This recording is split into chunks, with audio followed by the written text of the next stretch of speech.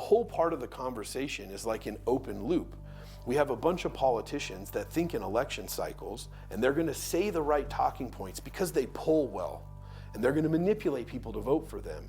But when push comes to shove, they're not investing in the actual problem. We need politicians who invest in the problem. They think outside the box and not just in their 4-year election cycle.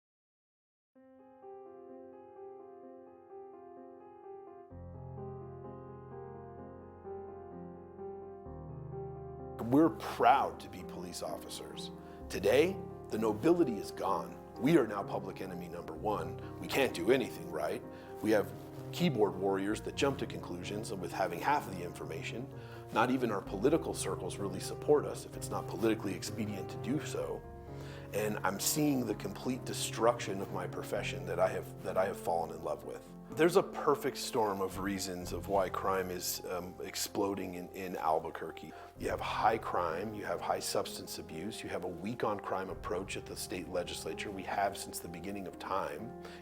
And then you couple that with a completely handcuffed police department 8 years into a consent decree that can't do their job for the citizens of this community.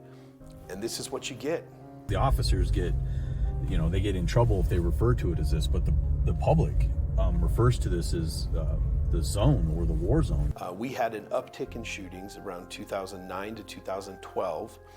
That's what brought the DOJ to Albuquerque, and they determined that the City of Albuquerque Police Department had a pattern and practice of using excessive force.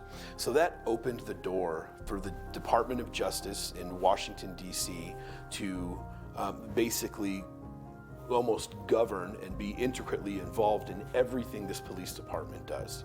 There's a list of misdemeanor crimes, and we're talking prostitution, drug paraphernalia, concealing ID, possession of drugs that would be considered misdemeanor, shoplifting under a certain amount of money, damage to private property, where officers have to carry around a card. If you are approached or you are dealing with a circumstance that is on that card, you have to be able to document and articulate an exigent circumstance of why you're making the arrest.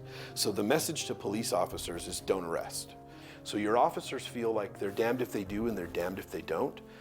They're not able to do police work. We're already significantly understaffed, and now because of the policies that we've created, and some of them are really ridiculous, we have less officers on the streets protecting and serving this community simply because they're following the policy that exists. I have seen entire area commands where 50,000 people live because of 2 uses of force just 2 weeks ago. The whole area command was shut down.